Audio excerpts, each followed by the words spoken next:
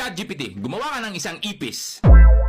Zoom in mo, tapos ang pangalan niya ay Ricky. Si Ricky ang ipis. Maglagay ka ng pagkain sa harap niya, sa sahig. Maliit na pagkain. Tapos biglang may pumasok na tao. Pumasok ang tao. Bigla siyang inapakan. Inapakan. Ano yan? Napakalaking ipis naman yan. Dilitan.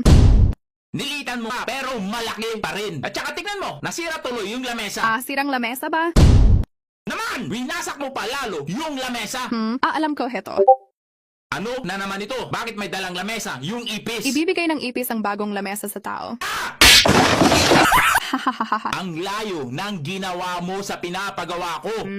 Ang sabi ko, inapakan ng tao ang ipis. Okay. Yan, tapos inangat ng tao ang kanyang paa. Inangat. Buhay pa rin si Ricky na parang walang nangyari. Lampang tao. Sunod ay pinalo si Ricky ng malaking libro. Pinalo. Siyempre, buhay pa rin siya. Naka-tank build na ipis. Sinubukan din siyang sunugin. Sinunog. Ha? Paano siya masusunog kung posporo palito ang ilalagay mo? Ang daming arte. Di sunugin. Mali na naman. Dapat siya lang yung nasusunog. Hindi kasi pwede. Masyadong sensitibo. Basta gawin mo. Ayan buwang. Subalit, baliwala pa rin ito kay Ricky. Immortal na ipis. Nagalit ang lalaki, kaya nilagay si Ricky sa isang space shuttle at pinalipad. Nasa spaceship. Hanggang sa umabot na nga ito sa kalawakan. Sa kalawakan. Teka lang, bakit may tao dyan? Kumaway lang sa kanya. O siya, sige, pwede na yan. Palutang-lutang siya sa kalawakan, paikot sa daigdig. Lutang sa kalawakan.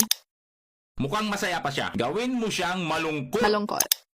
Biglang may kamay na dumampot sa kanya. Ano? Kamay sa kalawakan? Eto na naman tayo. Basta i-generate mo na lang yung kailangan ko. Dinampot ang buwang.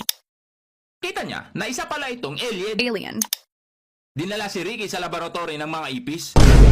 Bakit may tao dyan? Tsaka si Ricky ay isang ipis. Isang ipis. Mali ulit. Ano ba dapat? Ganito, makinig. Sira ulo, kanina pa ako nakikinig. Si Ricky ay isang ipis na nakaharap sa malaking alien. Malaking alien. Nag-usap at ipinakita sa kanya ang planetang Earth. Nag-usap. Nagplano sila kung paano nila ito sasakupin. Nagplano. Tapos ginawa nilang hari si Ricky para mamuno. Yung alien naging tipaklong. Sige, pwede na yan. Sumunod ay pinalaki nila ang haring ipis. Natuwa si Ricky bilang bagong hari. Natuwa. Binuhay at tinipon nila ang mga ipis sa laboratory. Ipis sa laboratory. At sumakay na nga silang lahat sa isang spaceship. Spaceship. Bakit may tao dyan? Baguhin mo! Pinago. Ganun na nga, pumasok na rin si Ricky. Pumasok. Ngayon, gumawa ka ng isang eksena sa daigdig na nagpapahinga ang isang lalaki. Isang lalaki. Biglang kumapal ang kaulapan.